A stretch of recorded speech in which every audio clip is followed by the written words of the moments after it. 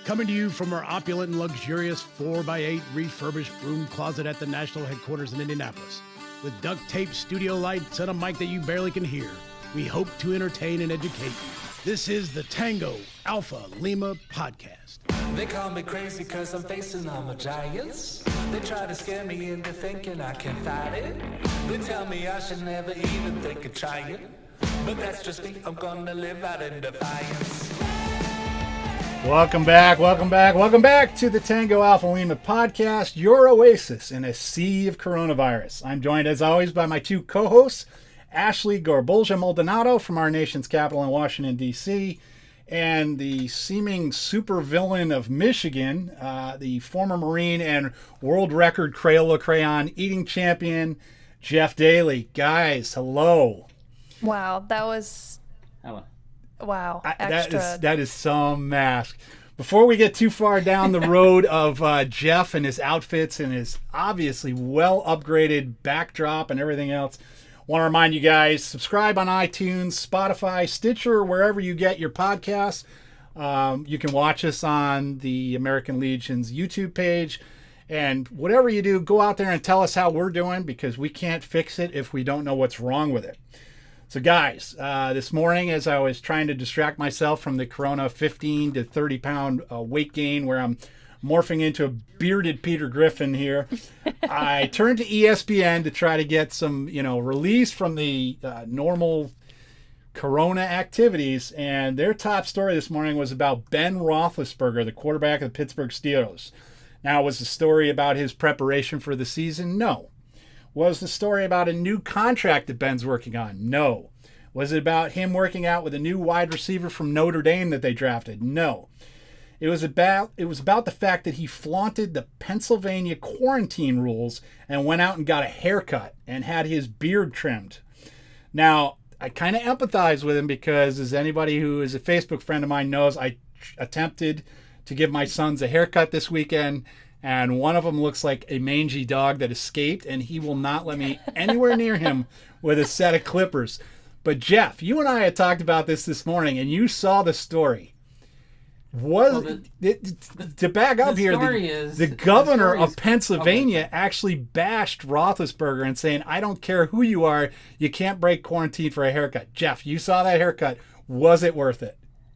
Well, I think the missing part of the story is the fact that Ben Roethlisberger's style of haircut could be done in the berthing of a ship in the middle of a storm. Right. It is not an intricate haircut, and he didn't need. I think he was going out to get some PR, because he clearly does not need a professional to get the haircut that he's got. It was the number 2 guard. That's all it was. Like, it wasn't like he got some perfectly formed coif of hair done. He literally got the number 2 guard haircut.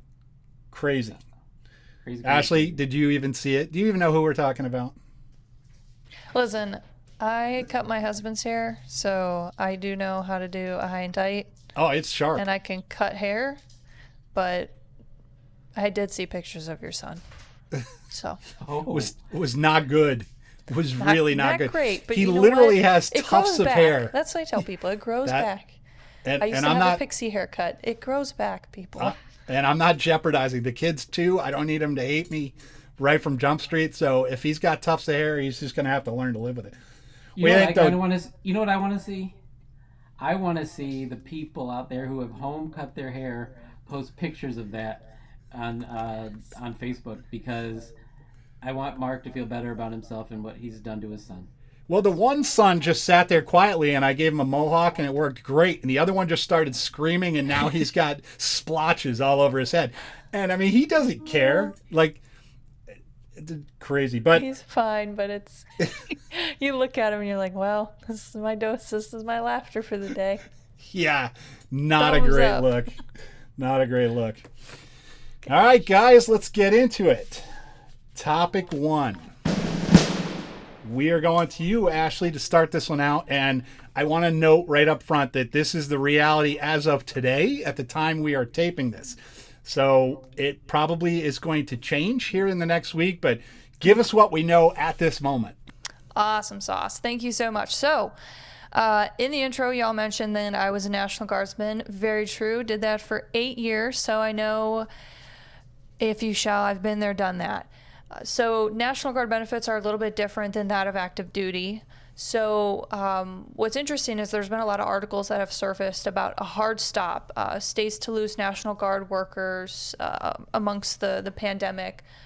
So there's been a lot of concern with that. So overall, what's interesting about this is that most of the news headliners have been pretty much as such.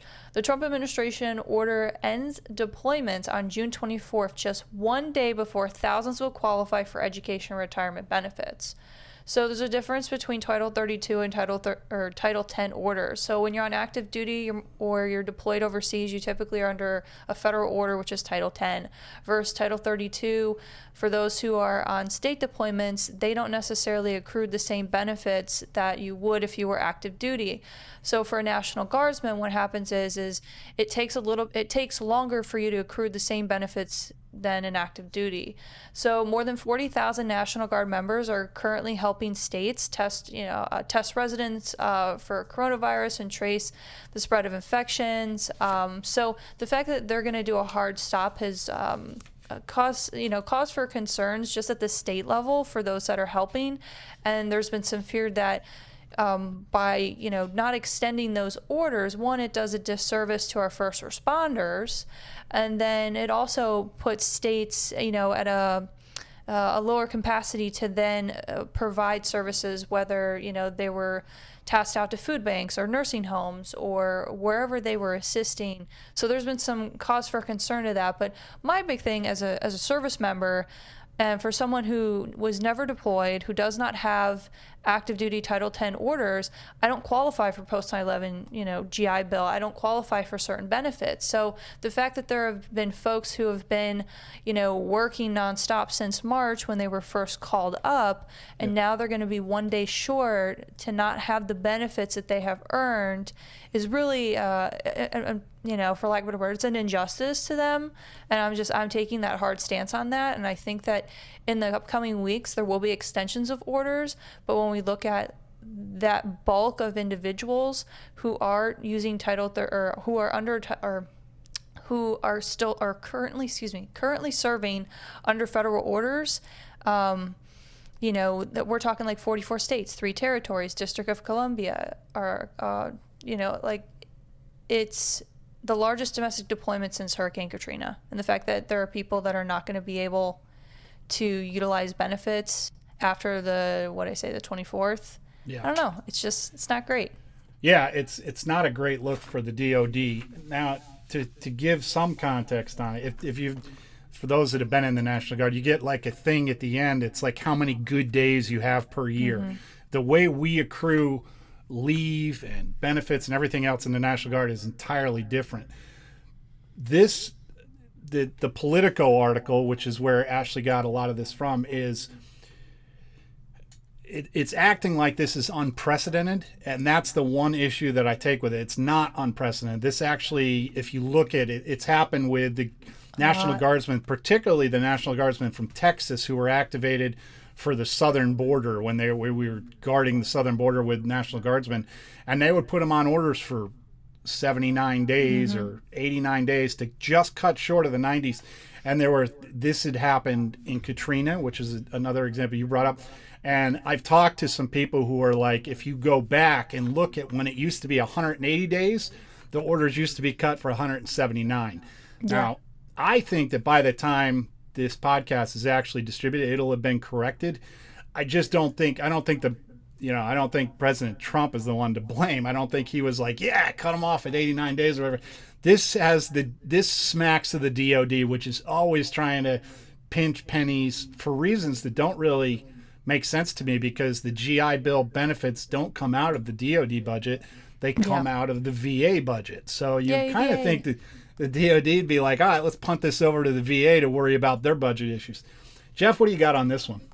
Well, you kind of said what I was going to say. It just sounds like somebody in an office somewhere with a calculator trying to figure out where they can save a few pennies. And I'm sure that there was I know it's DoD and VA, but I'm sure there's some conversations that go on between the two, and it just really seems like they're taking advantage of other people's time and not wanting to give them the compensation for the aforementioned time.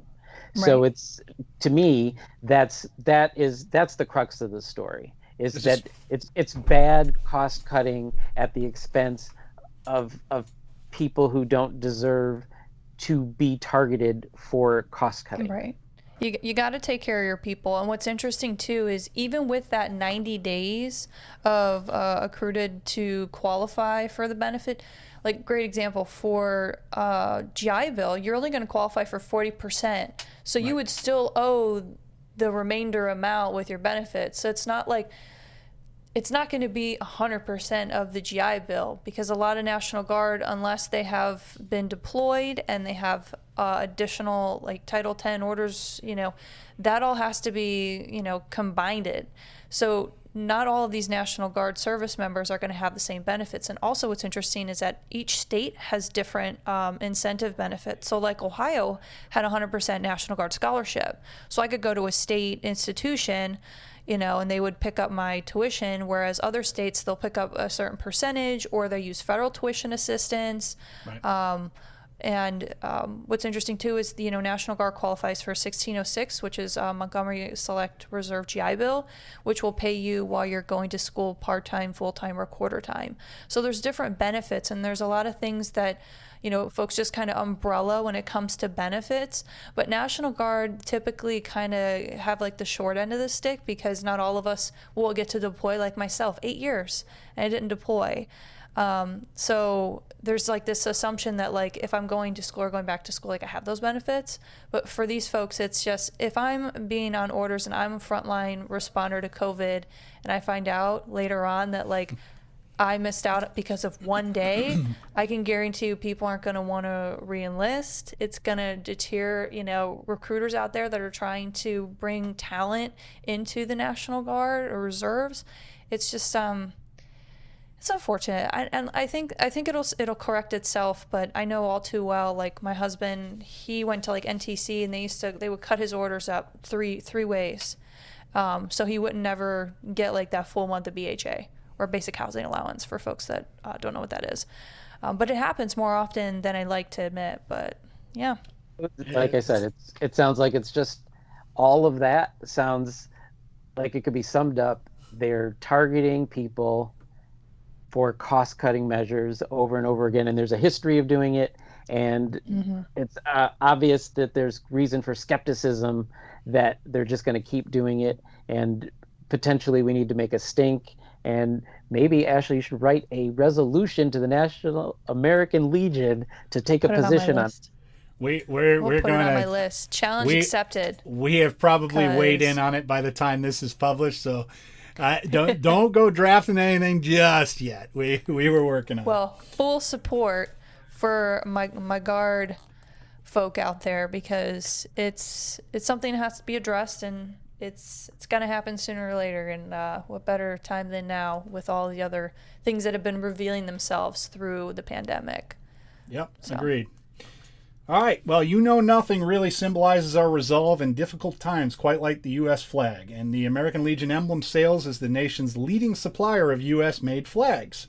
Emblem Sales has outdoor flags, indoor flags, auto flags, flag pins, memorial flags, and more, including, I think, Jeff's shirt and his backdrop here. They're easy to online at emblem.legion.org or by calling toll-free 888-453-4466. Once again, 888-453-4466. And I will tell you, I ordered over $1,000 worth of flags last year for a friend of mine who was putting them up at cemeteries. And Emblem Sales, they move pretty quick in getting those out. So if you need some flags, go to Emblem Sales. All right, we're going to go to... Stevie, you forgot. Ashley has a flag, number one. Yes, she does. And it's the right way now. So we... Yes. All of you on YouTube... I completely blame my husband. Totally putting this on him. I asked him to put it up. I didn't trust but verify, right? Yeah. And now, like, our first podcast picture was with that baby, like, reversed. And I'm like, oh, for the love of God. I was like, well, at least it looks like the patch on my shoulder when, like, I'm running with it, right? So I was like, okay, maybe, it'll give me a hard time. And then I remember Jeff messaged me, he goes, hey, your flag's back here. I literally walked into this office and I was like, oh, crap. So, and it's My been, thing is this, because the flag, you're supposed to have the stars on the left as you look at it. Right. Which is how mine is. But now as people look at the video, it's if they watch the backwards. video, it's on the right. But if I stand up, turn around, if I walk into this room, the stars are on the left. So, I mean, do we cheat for the video or do we keep it real? Listen, I promise it is the right way. And like, I can't win. All right. Enough Flag on Day's the in June, by the way. Right. Flag Day is coming up. June Be 14th, sure to buy same day yours as from- Army's birthday. Yep. Cool. Buy them from Emblem Sales. All right. Topic 2. We're going to go to you, Jeff. And this is a topic we have talked about, but set us up here, brother. All right, man. I really admire all the people out there that take a lot of time and are acquiring new skills. There are people taking free online courses. There are people learning how to make sourdough starter. Apparently, it's all over my Facebook feed. Everyone's making sourdough. I still don't know how to make sourdough. Now, while I'm not making sourdough. while I appreciate all of the education that people are doing, I watch a lot of TV. And a lot of TV, it means that to be topical on this show, we're going to talk about our favorite military-themed programs. Now, I'm going to start with my list because I can. My number one show that's military-themed of all time is MASH. MASH has it's an endless supply of entertainment, and you can watch it 20 times a day, probably still. It's probably the most aired show on television of all time. My number 2 is Mail Call. I mean, there's nothing like listening to an old grizzly Marine Corps drill instructor read and answer some mail. That actually, his voice is so awesome. They made a whole show about him reading and answering mail. That's outstanding. And then my final military themed one, which is going to be challenged by Space Force. I don't know if my list is going to change, but it's currently Battlestar Galactica, both the old and the new. I love that show so very, very, very much. So that's my list. And I would say I'm going to hand it over to Ashley and see what she's got. Okay, so don't hate me, but I don't watch a lot of military shows. I don't watch a lot of sci-fi. I'm kind of a comedy gal. Oh, I know. For those who can't see, he's just covering his eyes right now. I know, I'm terrible. So, oldie but a goodie. I have always liked the A-Team. Oh, yeah. I know it was out before I was born. We're gonna bring that up now, okay? Actually, yeah. So I used to see reruns of it, and it's obviously like I haven't seen every episode, but I recall it, and I have definitely referred to, like, at one point my squad was the A-Team, so or my team and my squad were the A-Teams kind of thing.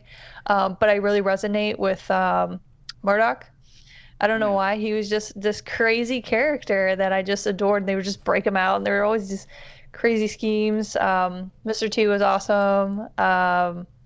And then it was Hannibal, right? Yeah. And then the Face. So there was just these, what were they, retired special forces or something like that? These army guys, and I was like, they were AWOL. Yeah. They were like these bizarre, but yeah, that's one of the ones I go to. And then also more recently, I watched Jack Ryan with John. I don't know if I'm going to say this correctly. John Krasinski, Boston, Massachusetts. I think it's Krasinski, because he's doing the Good News Network show, which is amazing. Yeah, it is. If anyone has seen that, he's literally like, follow him and watch all his awesome videos. He just did like a wedding officiate ceremony, and he brought like all the characters from The Office to like do this mashup of the song where like Pam and Jim, and they like came down and they all did that like I don't know, flash mob thing. I was crazy, but they all were on the different Zoom cameras and they were all like reenacting. Like Kevin had the shoe box or the Kleenex boxes on his feet, like what's her face had her cat, like all this craziness. But so I really loved him in The Office. So I gave Jack Ryan a try. And my husband was like, "Oh yeah, let's watch it." So we have a shared account. And so we watched this episode and we're like, wow, there's just all this stuff happening. Here to come find out, we watched the season finale of the full season because somebody else was on our account and that was the episode that was prompted for. So we watched and we were like, wow, we looked here, like, this is so intense. I can't wait to see the next episode. Like, I don't even know who these people are. Like, I'm just, oh, this is great. And then we're like, ah, crap. We watched the final episode. Well, at least we know what happened. So you watched an entire you missed the entire A-team and only heard Hannibal say, "I love it when a plan comes together." That's basically what you did with yeah, that's exactly what happened when I watched Jack Ryan.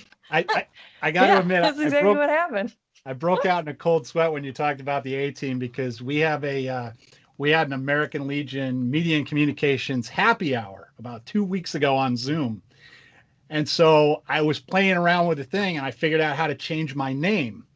And I put in, I pity the fool. And, nice. Like a good A-team reference. And then this past week, I had to make a lawyer phone call on Zoom. And mid-conversation with two other guys, I realized that my name is I Pity the Fool. I Pity the Fool. As soon as you said A-team, I was like, oh, bad memories. However, good choice. Awesome. That's like an awesome epic fail. Yeah, that was really, doing really some lawyering and you're just like, not a great look for me. I'm throwing myself on that one. You're like, I am a professional. No one is more professional than I. I'm going to go with my top three. I'm going to start with Band of Brothers, and it should be self-evident why. I think it's one of the greatest TV shows of all time. Absolutely loved everything about it. Second one I'm going to go with is some Marines, Generation Kill. And one of the reasons I'm going to go with that one, I did love the TV show. I loved the book. But the real reason I'm going with it is because one of the main characters in Generation Kill, the actual recon Marine, is married to my wife's best friend. Ray Josh Person, if you've ever watched Generation Kill, is a friend of mine. He and I went to the Grand Canyon together a couple of years ago. Just a spectacular dude. If you have seen Generation Kill and the guy never stops talking, he is absolutely no different in real life. Never stops talking. It's just which is good because I don't really like to talk all that much. My third one I'm going to go with, and like Jeff actually stole what I was thinking before I wimped out. I was going to go with the TV show Firefly, just because that is my favorite show, but the military related is a little tangential on that. But I'm going to go with the AMC TV show Turn, which, if you've never seen it, deals with spies in the Revolutionary War. But one of the more uncomfortable things in that show is that season 4 deals with Benedict Arnold when he starts raising an American company and fighting against the colonials. And what was the unit that he raised called? The American Legion. People don't realize that, but yeah, I don't know how that didn't come up when we named the American Legion, that, hey, this has been used, and it was the unit that Benedict Arnold fought against the colonials with. But there you have it. Again, not a great look that were named after that. It was a name upgrade. Yeah. I'm just picturing you with your friend in the Grand Canyon and you trying to soak in the awe in your quiet, reserved way, and your friend just like gabbing away and you wanting to just... Oh, it was, well, I was there with 23 other wounded Marines and Navy personnel. Oh, wow. And what really made that trip special was when I came down with kidney stones on day 7 of 10 and had to be airlifted out of the Grand Canyon, which was just hella fun, let me tell you. Really nothing better. You were just full of surprises. Yeah. And wow. The worst part was they couldn't fly into where we were when the kidney stones hit, and we had used up all the morphine ampules on me. And so I had to ride on the boat another like 3 miles downstream before the helicopter pilot could get to me. And I will tell you that kidney stones, Grand Canyon boat trips, really not a great mixture. Wow. Really not a fun time. But what an awesome brochure. Yeah. That was, what a... Oh, the young lady that was the pilot of the rescue helicopter was phenomenal. I don't know how she got the plane. I don't know how she got the helicopter in there. And I know that the medic that was wow. on board kept pushing the ketamine into me. And with the door open and the world just going topsy-turvy, that was a trip that That's one heck I of a will never ride. forget. Yeah, was not Wow. spectacular. Looking at Thankfully, the rocks and U.S. government looking at did rocks and not send passing me. another. Sounds They like didn't a send me a TV bill on episode. that. Like So that sounds wow. yeah, I got the pictures. I can unfortunately Family, show family. you that Our one. trip to the Grand Canyon. Right. Yeah. Here you go. Well, that was even better when I got to the hospital in I can't even remember what the name of the town, Flagstaff. And unfortunately, Flagstaff is at an elevation well above that of Indiana. And so they put the little oxygen meter on my finger, and there was no way that I could get my oxygen level up high enough that it wouldn't beep. So that every time I fell asleep, it started beeping. So Oh after about gosh. 16 hours in the hospital, I just checked myself out, went to a local hotel, and came back every morning. But it was brutal, brutal. So at some point, you're just like, yeah, I'm gonna leave. I'm gonna come back at my convenience. Kidney stones. It, wow, Mic drop. I had to call back to the Legion and say, "Oh, hey, by the way, I'm stuck in Flagstaff. I can't fly." That was a great conversation. They were big fans of that. On top of my taking this trip to write for the American Legion magazine, I'm also spending a couple extra days in Flagstaff. Crazy. All right, topic 3. So today, as I was going through, I do daily news clips for the American Legion, and we have this day in American Legion history. And today's was fairly interesting. It was talking about a Wall Street Journal article. And this article was written in May 19th, 1971, so 49 years ago. The American Legion, or the Wall Street Journal, published an article quoting critics who described the American Legion as slowly fading away, an anachronism, an echo from a past left far behind. And it talked about how we're losing influence and we were struggling to recruit Vietnam War veterans for membership. Now, 18 years later, in 1989, the American Legion would begin a 7-year stretch of membership exceeding 3 million, fueled largely by increases in Vietnam War veterans. So I want to put it out to you guys. We see this article pop up every now and again, how the American Legion's dying. It's just old people in a bar. I don't think it's any more true today than it was 49 years ago. I think largely it's driven by the fact that younger people don't necessarily have the free time to invest in organizations like the American Legion or the Moose or the Elks or anybody else. Ashley, what's your thought on this, and what is the prognosis, do you think, for the American Legion in the future? I think that we're gonna be strong. I don't think that we have much to worry about. It's interesting. And I'll reference, I don't know who has ever watched King of the Hill since we're on TV show topics, but there is an episode where Hank's dad, World War II vet, service disabled. He's just this, crotchety kind of character. And he's a cool guy, but they're World War II vets and they're having this like picnic and they're trying to recruit Vietnam vets. And the dialogue sounded so familiar to the things that I hear, now Vietnam veterans, Gulf War veterans saying about post 9/11. And I think that there is there's a pattern, right? And I think you brought up a great point that there are a lot of veterans right now, post 9/11 generation, that are in the middle of, enjoying their family, or they're, still active in their careers, or they're just getting started in their careers. They're in, their late 20s, they're in their 30s, and they're just trying to get a grip on life, right? So from a volunteer perspective, like sometimes it can be a bit overwhelming. We have great programs, we have all of these things, but the camaraderie's there. And I think that has been a key stone in all of the things that we do and continue to do. So I don't fear that the Legion is going to lose its relevance because, we are doing everything that we can to reach out to the post 9/11 generation. And there are other subgroups that are, that are seeing, see a need, fill a need, right? So as someone who is, a younger veteran, I love the Legion. I love everything the Legion's been able to do for me from a network perspective, and all the programs that we have. And I think that buy-in's going to come at different times for different veterans. Yeah.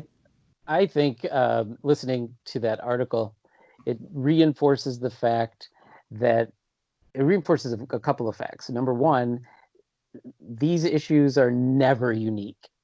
When any large group is coming up, they feel like they aren't being heard, and they feel like, yeah, I may have just got here, but I should run things. There's always that. And then there's the group that's been there. That's like, whoa. Hold, you're adorable, but slow down. And it's interesting that in my post, we just had our elections, and somebody remarked to me that because we're basically younger that are in the leadership, and someone said to me that they think all these young people, they've forgotten about the older generation. So we have this interesting juxtaposition where we're having the opposite conversation, and I have to spend a lot of time thinking about the older generation. But some of the narrative that I don't like now and probably wouldn't have liked then is this generation war kind of rhetoric where you got to let us take over, and then the other ones are like, you're not taking over, you got to earn your keep or whatever. And I think what Ashley said is, or no, I don't remember who said it, you both said it, but I think it's true that people who have jobs are not going to be able to be the national commander. It's just not a thing. You travel all the time. It's for like 3 years. Yeah, it's not a thing unless you're independently wealthy and you can afford to leave your life for, as Stevie said, 3 years. So these people who complain all the time, we need somebody under insert age to be the national commander. I just say, like, why? Like it's a thing that is totally time consuming. You don't have time to do it, and somebody else does. And hopefully, let's just say this, you'll get there. Yep. I mean, I don't want to be national commander, but I think if I did, I'd be like, I'll get there. I can't imagine anything worse than being a national commander. I'll say that frankly. The fact that you have to be on the road for 3 years, just meeting new people, that gives me chills. Like, I just, no. Ready to curl up with your Revolutionary War. Yeah. No, binge watching Netflix. Right. I would rather lay in bed with my weighted blanket, making me feel comfortable. But, like, as we noted, 1992, our membership hit 3.1 million, and that was largely driven by Vietnam. I don't need to do the math for you. 92 is 17 years after the war ended. We are not there yet. Like, I do believe that the era of the GWAT, OEF, OIF guy is coming, but it's going to take time. Now, we see some young commanders out there, both department and, post commanders and everything else. And I think it's great. But again, I don't think there's as big a difference between veterans as there are, era veterans. I think if you take your average GWAT veteran and you compare them to a World War II, we got a lot more in common with them than we do with civilians, I would say. I know that my rapport with the older generation of veterans is a lot stronger than anyone, with any other group of people. So, yeah, I second what Jeff said. Our time will come. Yeah. All right. As I throw my papers here around, at any one time, more than 3,000 American Legion service officers are assisting veterans with their VA claims and other benefits. And each year, the American Legion's Temporary Financial Assistance Program pays cash grants to military and veteran families with minor children at home when unexpected financial disaster strikes and basic needs are threatened. Since 1925, the American Legion has provided funds for both purposes, to help disabled veterans and to support children. Those are two of our major pillars of this organization. Those funds come through the donation-dependent American Legion Veterans and Children's Foundation. You can learn more or make a charitable contribution at legion.org/donate. And I will say that as an employee, there has been fewer things as gratifying as the effort we put into last year with the Coast Guard. When the Coast Guard did not get paid, and it happened to coincide, the Coast Guard didn't get paid. We put it out to the Coast Guard and said, if you need help, come to us through our temporary financial assistance. We got thousands and thousands and thousands of applications sent in. And it was so much that they put out a sort of all Legion headquarters notification that said, if you can help sort through these and find out which ones are, can be granted, let us know. And it happened that it fell over a weekend where we had snow days and nobody could make it in. And I remember trudging down to national headquarters in the middle of a blinding snowstorm to pick up more of these TFA applications. And I've never been as grateful for both what the Legion could do for everyone else and for the fact that people were donating. We put so much time and money into it. It was a really great feeling. And as far as service officers, not a day goes by that I don't hear about someone in need of VA benefits. And if you've never done VA benefit, it is an incredibly Byzantine process, and you do need help doing it the first time. So think about the Children Veterans Foundation, and again, it's legion.org/donate. All right, we are now going to our rapid fire, and we're going to start off with an article near and dear to my heart, and that's beer. This is from a Stars and Stripes article. I'm just going to read it to you here. Tapping into a beer rating app allowed researchers to track military and intelligence personnel, including some who checked in at a military base that hosts a CIA training facility known as the Farm. Users of Untapped, a smartphone app for beer lovers, also posted photos that showed debit cards, military ID cards, location of fighter jets, and possibly sensitive military documents. The open source research and investigative journalism Bellingcat reported Monday. This reminds me of the whole the smartphones app where they were tracking people, and some 16-year-old kid in Australia was like, gee, I wonder where the air base is located in Iraq, and he had the entire map. But Jeff, what do you think about Untapped? Well, I actually use Untapped, so all right. I'm a beer nerd, and I love beer. And as you say, it's in your heart, it's in my gut. So I'm so curious about all of this because it's happening at a place that most of us don't know anything about, like the Farm. So to think that someone would check in there is hilarious to me. But I partly think it's on purpose. I think someone's there getting a buzz and creating a buzz. See what I did there? No. That is well played. I told you, Jeff, and I'm still pretty certain that this is all part of a CIA operation, that it's like the MK Ultra. That somewhere out there, they're brewing this beer to take over mind control. And I mean, I'm all for it. I'd like, you know what? Deliver your mind control beer to my house, because right now I'm already out of my mind. I might as well get the beer to go with it. Ashley, thoughts? I love the title of this. It says Hopsec instead of OPSEC. I just thought that was so clever. Yeah. So clever. I mean, I love beer. I'm just gonna throw that out there. I like beer and I like cigars. So, yeah, I know. Oh, look at your face. What? Yeah, there's some really cool cigar bars here in DC. I don't do it often, but I like it. Anyway, so love like craft brews. I do not use the app. I'm very tempted now to check out the app. However, now with the information given, I don't know if I should. But just God, download it and head over to it's got CIA and see if you can get in. Yeah, I feel like you're okay if you don't check in. Yeah, I mean, like, so don't check in to places people like. It's like the same concept when people go on vacation and then they post about being on vacation, and they're like, "Oh, hey, we're gone for like a month, like, bye." and then they like check in all these places and people know they're not home, and then they come home and they realize they're robbed, or somebody is monitoring that. Like there's chatbots, there's all these things out there. So the fact that Untapped shows nearly 600 unique visitors on, what is it, the how you pronounce it, Ramenstein Air Force Base page, Ramstein. who has rated more than 2,600 beers, not including other establishments on base that have their own pages.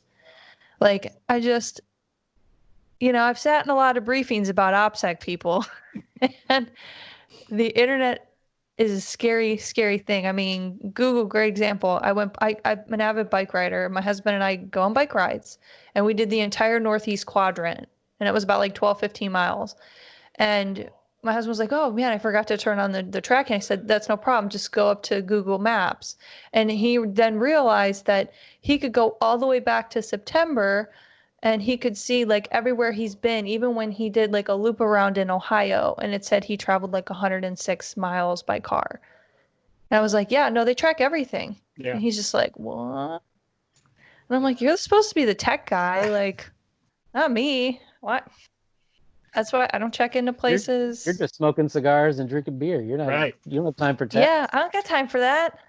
I'm trying to do me, okay? Like, I'm trying to have me time, chill time. I don't, no. Would be a sight though. Me on my bike with a cigar.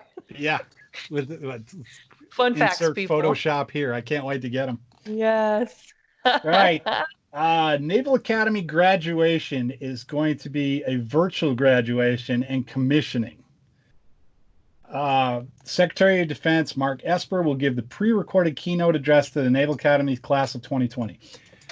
I'm going to let you guys weigh in, but I'm going to flat out say there's nothing I hate more than a graduation ceremony in general. I didn't even go to my own law school graduation because I don't want anything to do with that.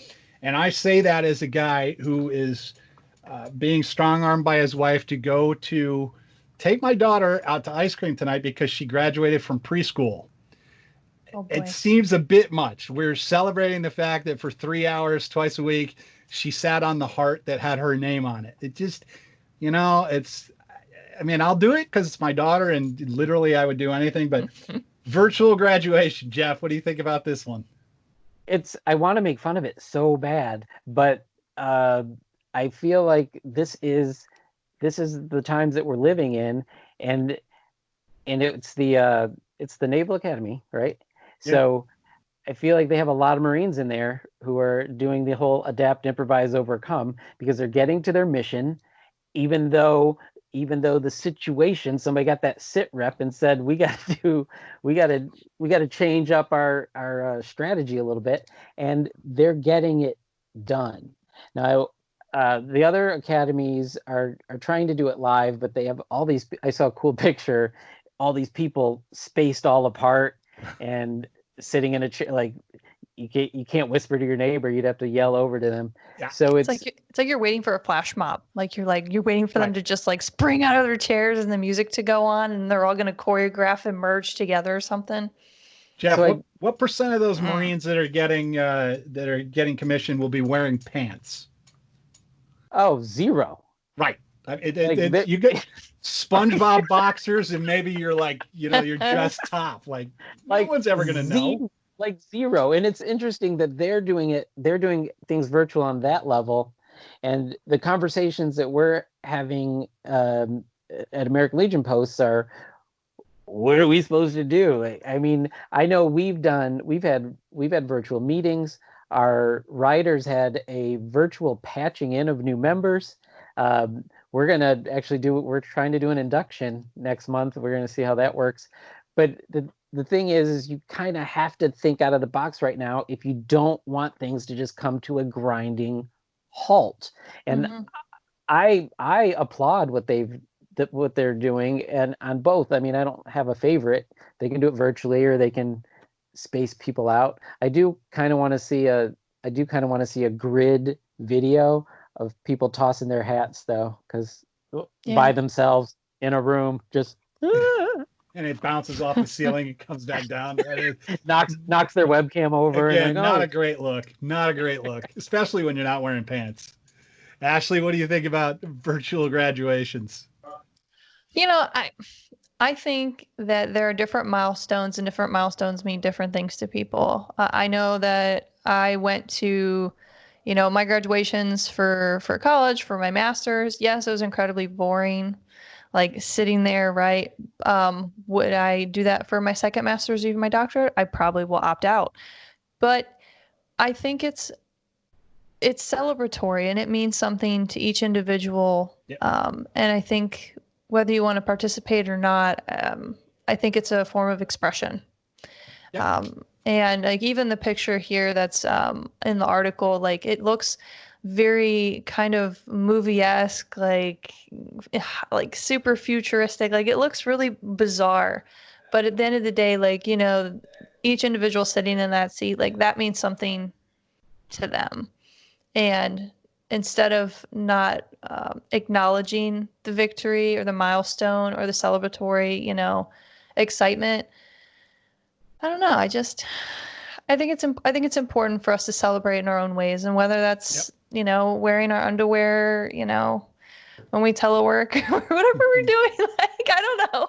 I mean, we went from not wearing pants to now we're not wearing underwear. I mean, I don't know. I mean, that sounds super silly, but like, especially I've had a few friends who graduated like Columbia University and some other places too, like husband and wife, and like I know I'm serious. Like I know some husbands and wives who are graduating with their bachelors together. Yeah. I was supposed to go to a friend's get together I think it was this past weekend, and I was going to go and visit, but obviously I can't. So with all of that, what do you think about the virtual aspect? Because that's kind of the story. Do you think could you talk about the experience of the milestone? Do you think having I don't think it's the same. It's definitely not the same. I'm It's flat not out the say same, but at least it's a partial, I don't honestly, even like they're I not don't even best like friends. the hour and a half to 2 hours we have to spend in virtual, largely because this room is so small and it has no air conditioner. So when I melt like a chocolate Easter bunny here in about 5 minutes, you'll know. But it's like I can't get into the virtual thing. Like I would like to, and you're right. I mean, it's a big moment. Graduating from the U.S. Naval Academy that's got to be top 5 moment of your life. But I just don't know that I could sit like at the end of the day, if you're still sitting in your chair in your living room, it's just to me, it's like I'm sitting in my chair at the living room. But And it just comes down to experience, right? Like, when you're in that time and place, you can kind of be present and embrace that. But I think when you're in the virtual sense, like it doesn't, like you just feel removed from it. Yep. Now, Jeff, did you go to your preschool? Did you go to your preschool graduation, Ashley? You know what? Would I? Did you? What's the question? Did you I go to my your preschool graduation? You know what? I remember my kindergarten graduation, and I got to march around the rug, and I got to dress up as one of the letters of the alphabet. You know what letter I had? A? Yes. Guess, Jeff. No, it wasn't M. It was not M. It was D. It was Jeff Daly? I get it. Nice. Yeah, it was a D. And I wore a shirt that had donuts on it. I That's literally what I wore for my kindergarten graduation, and I felt proud. For those who can't see my face right now, full pride right now. I Looks don't like cereal box killer. I Yes. can't believe you remember that part. Jeff, keep Today, a note on how many people check into Untapped that are future Marines immediately after or even during. Because if some of those guys getting commissioned are also on Untapped at the same time, there's shenanigans going on. shenanigans. Let's go to, Shenanigans is actually a bar in Leesburg, Virginia that too. I got sworn into the Army in right before I went to Afghanistan. I know of a bar called I had to Shenanigans. be You got sworn in at a bar? I had to be on the unit MTO list by a certain day, and it was the day before, and I was actually still a civilian. So to get in the position, I had to be sworn in. You only have to be sworn in by a commissioned officer of the military. So I called my commander from Bosnia And he was like, where do you want to meet? And I was like, Shenanigans Bar in Leesburg. And he came down, and I was sworn in to the Army in I'm Shenanigans in learning Leesburg. so much about you Yeah, today, and I love I'm it. These I'm a font stories. of useless stories. All right, Jeff, let's go to this last one, which I know you had shared with me because you and I were kind of giggling about it. But we talked last time about special forces and their, I get the failed coup in Venezuela. And then today we get another special forces soldier acting badly. This is a story from Reuters out of Boston, Massachusetts, the sweetest smelling city in the country. U.S. authorities on Wednesday arrested a former Special Forces soldier and another man wanted by Japan on charges that they enabled the escape of former Nissan Motor Company boss Carlos Ghosn out of the country. So now we've got Special Forces guys working like escape and evasion from Japan. Jeff, what do you think about this one? I love the fact that this is 2 episodes in a row where we're talking about special forces fail, and kind of what not special forces, but ex-special forces, our actual special forces doing actual special forces missions they don't fail, or we No. don't hear about it if they do. So it's funny that we started the show talking about the A-team because they never failed. No. And maybe these guys need to do a little research and watch Mr. T and all of the rest of them have a plan come together, because these guys, I think they're just taking the money and going in and thinking everybody else is so inferior that they'll be able to get away with this stuff, and it's clearly dangerous, and it's clear that Hannibal and the Face were doing things, because that was a documentary, right? Yeah. Yeah. The most amazing thing was they never really hurt anybody either. Like, they never really, there was nobody ever killed in the A-team. Just amazing the way they pulled that off. I just think, and these guys meddling in foreign interests is not okay, and you're not going to get backing, because the United States isn't going to go, let him go. It's fine. We endorse that. So, yeah, just not smart. No. I love the Special Forces. I have always flat out said I put SF at the tippy top, above the Navy SEALs, above everybody. Green Berets, my absolute favorite, end all be all, and they are not having a good 2 weeks here. Not good at all. All right. Wait, I'm confused. All those things you mentioned are Special Forces. Well, that's why right now they're not looking great. They're not looking good. It's a down week. It's like being a Patriot fan the day that Tom Brady announced he was going to Tampa Bay. I know the feeling. Not great. All right, let's wrap it up here. Jeff's shout outs for today. I'm going to shout out the West Los Angeles VA and our local Chapter 43 riders, because they had a whole salute to heroes thing, and it started out as something real small. They're gonna go and appreciate and clap for the doctors and the nurses and all of the people working there, and it turned into this huge event. Like, our riders got involved. They had flyovers. They had LAPD and the fire department all came out, and it was this big, loud, raucous celebration, and it became of all frontline heroes in this fight against COVID. And I think in a city like Los Angeles, where we're so separated, and it's such a huge thing to watch all of this come together, not just logistically, but with people coming together, and something that was positive and nobody had anything to argue about, because it was such a good thing to cherish and honor, that I thought it was a fantastic moment. Ashley. So I wanted to give a shout out. So the National Cemeteries Administration has announced, with upcoming with Memorial Day, and I know that there are going to be a lot of folks that are going to be altering what would be some of their normal traditions on this day.